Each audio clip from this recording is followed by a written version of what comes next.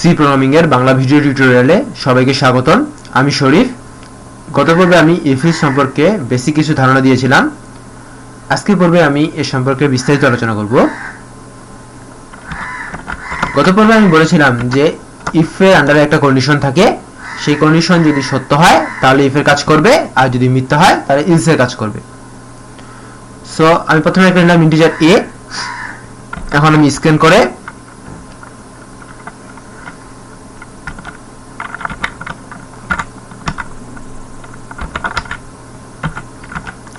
এর মানটা নিব।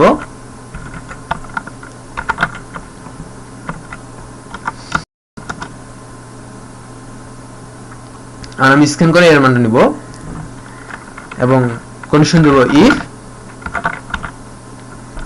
a greater than equal to 5। যদি এর মানটা 5 এর থেকে বড় হয় তাহলে প্রিন্ট করবে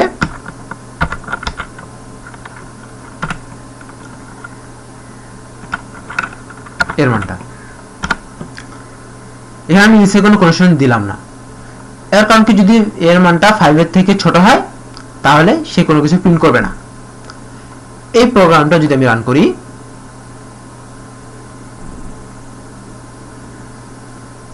তাহলে সে একটা মান ইনপুট নেওয়ার জন্য ওয়েট করতেছে। যে ইন্টিজার স্ক্যান করে যে মানটা আমরা নিয়েছি সেটা সে ইনপুট নেওয়ার জন্য ওয়েট করতেছে। সো আমি দিলাম 5, এন্টার চাপলাম। সো সে যেহেতু এই কন্ডিশনটা সত্য হলো যে এর মানটা 5 এর থেকে বড় অথবা সমান, তার মানে যে কোনো একটা হলেই কিন্তু ইফের কাজ করবে। এখানে এর মানটা 5 এর সমান, সেহেতু ইফের কাজ করেছে এবং প্রিন্ট করেছে a।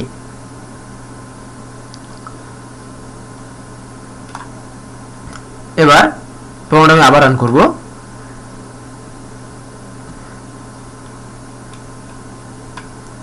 এবার আবার ওয়েট করতেছে স্ক্যানএফ এর জন্য। এবার আমি দেব 3, এন্টার চাপবো। কোনো কিছু সে প্রিন্ট করেনি, কারণ ইফের কন্ডিশনটা সত্য হয়নি এবং ইলসে যেহেতু কোনো কন্ডিশন নাই, সেহেতু এইটা কাজ না করার ফলে সে আর কোনো কাজ করবে না। এটা হলো সাধারণ ধারণা। এখন একটা ব্যাপার ধরা যাক যে এইখানে যে জিনিসটা হচ্ছে যে এটা সত্য, আমরা ঠিক সাধারণভাবে বুঝতে পারতেছি, এখানে কোনো কনফিউশন হওয়ার প্রশ্ন হয় নাই, অবকাশ নাই। যে এর মানটা 5 এর থেকে যদি বড় হয় অথবা সমান হয় তাহলে প্রিন্ট করবে। কিন্তু আমি যদি এখানে লিখি a ইকুয়াল 5, সেক্ষেত্রে কি হবে? সেক্ষেত্রে এর মানটা যদি 5 এর সমান হয় সেক্ষেত্রে প্রিন্ট করবে। কিন্তু যদি আমি লিখি a ইকুয়াল 5, সেক্ষেত্রে আগে একটা বলে রাখি, a ইকুয়াল 5 আর a ইকুয়াল 5 এর মধ্যে কিছু পার্থক্য আছে। এরকম পার্থক্য, a ইকুয়াল 5, প্রথমে a ইকুয়াল 5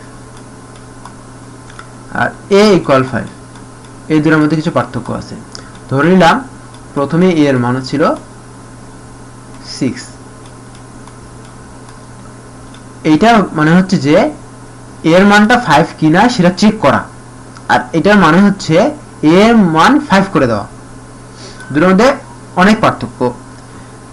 এইটা চেক করে যে সত্য না মিথ্যা, আর এটা হচ্ছে মানটা অ্যাসাইন করে। যদি আমরা একটা ভেরিয়েবল নেই b ইকুয়াল টু লিখি a ইকুয়াল 5, এই ক্ষেত্রে b এর মান হবে 0, কারণ a এর মান হচ্ছে 6 আর b এর মান হচ্ছে a ইকুয়াল 5।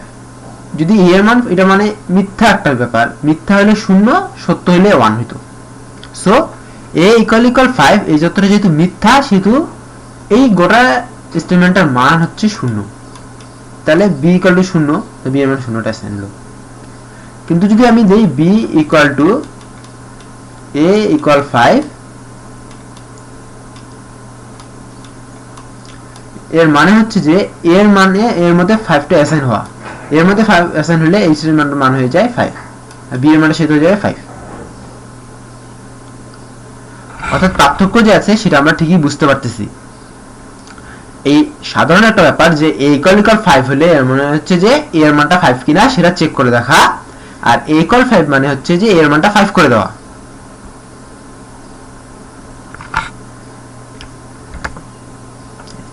সো এখানে দেখি কি হচ্ছে, a = 5 দিলে কি হবে। এবার রান করব, 5 প্রিন্ট করছে। সাধারণভাবে কিন্তু 5 প্রিন্ট করছে, এখানে কোনো ঘাবড়ায় না গেল, এবার ঘাবড়ায় যাওয়ার একটা সময় চলে আসছে। আমি যদি 2 দেই সেক্ষেত্রে 5 প্রিন্ট করবে। শুধু 2 না, আমি যা কিছু দেব না কেন সব ক্ষেত্রেই সেই 5 প্রিন্ট করবে, এবং সেখানে এখানে ভুল হওয়ার কোনো কন্ডিশনই নেই। কেন কেন এরকম হলো সেই জিনিসটা এবার লক্ষ্য করা যাক। এই কন্ডিশনটা দেখে বোঝা যাচ্ছে না যে এটা সত্য না মিথ্যা। এখন বলি যে কম্পিউটার যেহেতু বাইনারি 0 আর 1 ছাড়া কিছুই বোঝে না, সে ধরে নেয় যে 0টা হচ্ছে মিথ্যা, এটা হচ্ছে ফলস, আর 0 বাদ দিয়ে বাকি যা কিছু হবে মানে নট 0 এটা হচ্ছে ট্রু। সে ধরে নেয় 0টাকে, সে সবকিছু ধরে নেয় ফলস, এবং 0 বাদ দিয়ে বাকি যা কিছু আছে সে ট্রু। এখন ইফ এর আন্ডারে যে জিনিসটা থাকবে, কন্ডিশনটা থাকবে, সেটা যদি 0 হয় তাহলে সে ইলস এর কাজ করবে। যদি ইলস থাকে তাহলে, যদি না থাকে তাহলে সে কোনো কাজ করবে না। কিন্তু এটার মান যদি নট 0 হয়, মানে 0 না হয়, তাহলে সে শুধুমাত্র ইফ এর কাজ করবে। ব্যাপারটা আমি একটা ক্লিয়ার করে দিলাম। আর একটু ক্লিয়ারলি বলি যে এই ইফ এর আন্ডারে যে কন্ডিশনটা থাকবে সেটা যদি 0 হয়, সেটার মান যদি কোনো ক্ষেত্রে 0 চলে আসে, সেই ক্ষেত্রে ইলস এর কাজ করবে, মানে যদি ইলস থাকে। আর যদি এর মানটা 0 না হয়, 0 বাদ দিয়ে যা কিছু না কেন সেক্ষেত্রে ইফ এর কাজ করবে। -n 0 থেকে +n, এখানে n ধরলাম যে একটা ইন্টিজারের একটা রেঞ্জ, মাইনাসের দিকে একটা, এটা হচ্ছে প্লাসের দিকে। ঠিক আছে, এই 0টা হবে শুধুমাত্র ফলস, বাকি সবগুলাই 0 বাদ দিয়ে বাকি সবগুলাই হবে ট্রু। সো ইফ এর এই কন্ডিশনটা যদি 0 হয়, শুধুমাত্র 0 হয়, তাহলে সেক্ষেত্রে আমাদের ইলস এর কাজ করবে, মানে ইফ এর কাজটা করবে না। এখন আসা যাক যে আমরা কি করে বুঝবো এই মানটা 0 না 1। এখানে কিন্তু a = 5, এদের বোঝা যাচ্ছে যে এইটার ভিতর 5 মান আসবে। a = 5 মানে কি, এর মান 5, a = 5, এই স্টেটমেন্টটা মানে হচ্ছে 5, তাই না? আমি যদি a = 0 দেই, সেই ক্ষেত্রে কিন্তু কোনো কিছু, যা কিছু দিই না কেন, কোনো কিছু প্রিন্ট করবে না। সরি, যা কিছু দিই না কেন কোনো কিছু প্রিন্ট করবে না। তার মানে কি, এটা মানে হচ্ছে 0। এখন আমি আসবো বেসিকে, পুরোপুরি বেসিকে, যে আমরা কি করে বুঝবো ইফ এর আন্ডারে যেটা আছে সেই কন্ডিশনের মানটা সত্য না মিথ্যা। এটা বোঝার একটা পদ্ধতি আছে, সেই পদ্ধতিটা হচ্ছে এরকম যে আমি এই মানটাকে ধরে নিব b, তাহলে কি হচ্ছে b = হচ্ছে a = 0।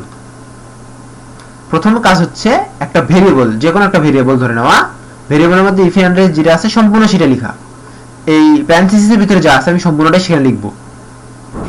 এটা হচ্ছে আমার ফার্স্ট কাজ। সেকেন্ড কাজ হচ্ছে আমার b এর মানটা বের করা। b এর মান কত হবে, a = 0 যদি হয়, তাহলে b এর মান এই ক্ষেত্রে হবে 0। এই মানটা এখানে অ্যাসাইন হবে এবং এই মানটা এখানে অ্যাসাইন হবে। b = যদি a = 5 হয়, তাহলে এই b এর মানটা হবে 5, কারণ এই মানটা আগে এখানে অ্যাসাইন হবে, তারপর এই মানটা এখানে অ্যাসাইন হবে। সো b এর মানটা এখানে 0 হচ্ছে। এখন আমি চেক করব, তো ফার্স্ট কাজ কি হচ্ছে আমাদেরকে, যে b একটা ভেরিয়েবল নেওয়া, ভেরিয়েবলের মধ্যে এই ইফ এর আন্ডারে যে কন্ডিশনটা ছিল সম্পূর্ণটাই, প্যারেনথেসিসের ভিতরে যা ছিল সেটা সম্পূর্ণটাই লেখা, এরপর b এর মানটা বের করা। থার্ড কাজটা হচ্ছে এখন আমার কাজ হবে b এর মানটা আমি চেক করব। b এর মানটা যদি 0 হয় তাহলে সে কাজ করবে ইলস এর, আর যদি 0 না হয় সেক্ষেত্রে সে কাজ করবে ইফ এর। এটাই হচ্ছে মূল ব্যাপার। একটু ক্লিয়ারে আসি। আমি দিলাম a মাইনাস মাইনাস, স্ক্যান করে এটা না নিয়ে দিলাম a ইকুয়াল টু 1। সো আমি দিলাম a ইকুয়াল টু 1, এখানে a মাইনাস মাইনাস। এই ক্ষেত্রে কি হবে? এই ক্ষেত্রে কিন্তু ডাইরেক্টলি বোঝা যাচ্ছে না যে এখানে দেখো a এর মানটা যদি মাইনাস, আগে যদি মাইনাস মাইনাস হয়ে যায় তাহলে কিন্তু ইনসের কাজ করবে, মানে এখানে শূন্য চলে আসবে। সো সেক্ষেত্রে ইনসের কাজ হবে। আর যদি আগে কি মাইনাস না হয় পরে মাইনাস হয় তাহলে কিন্তু ইফের কাজটা করবে। সো আমি এটা কিভাবে বুঝবো? সেই আমার টেকনিক যে কিভাবে বুঝবো, আমার টেকনিকটা কি ছিল যে এই ভিতরে যেটা আছে সেটা একটা ভেরিয়েবলের মধ্যে নিয়ে নেওয়া। ধরলাম b ইকুয়াল টু কি হলো তাহলে a মাইনাস মাইনাস। সেকেন্ড কাজ এই b এর মান বের করা। b এর মান কি হবে? a মাইনাস মাইনাস, a এর মান ছিল 1 মাইনাস মাইনাস না। So b equal to a minus minus এর ক্ষেত্রে কি হবে? আগে a এর মানটা b তে অ্যাসাইন হবে, তাহলে b এর মানটা হয়ে যাবে 1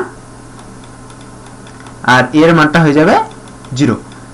থার্ড কাজটা হচ্ছে কি, b এর মানটা আমার চেক করা। a এর মান কি হয়েছে সেটা দেখা বিষয় না, b এর মানটা চেক করা। b এর মানটা চেক, b এর মান 1, 1 মানে কি ট্রু, ট্রু মানে কি ইফের কাজ করবে, ইফের কাজ করবে। প্রিন্ট করবে কি a এর মান কত? 0, কারণ কি কিন্তু আপডেট হয়ে গেছে, এর মান 0। সো এই প্রোগ্রামে আউটপুট কত হবে? 0।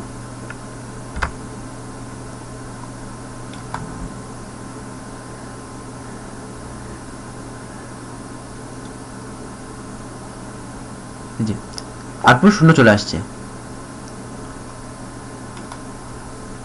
সো মোটামুটি সম্পর্কে আমি ইফ সম্পর্কে ধারণা দিয়ে দিয়েছি, ইফ সম্পর্কে।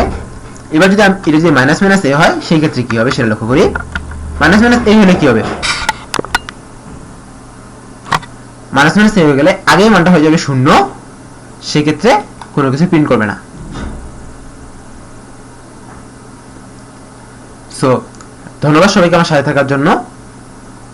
দেখা হয় পরের টিউটোরিয়ালে।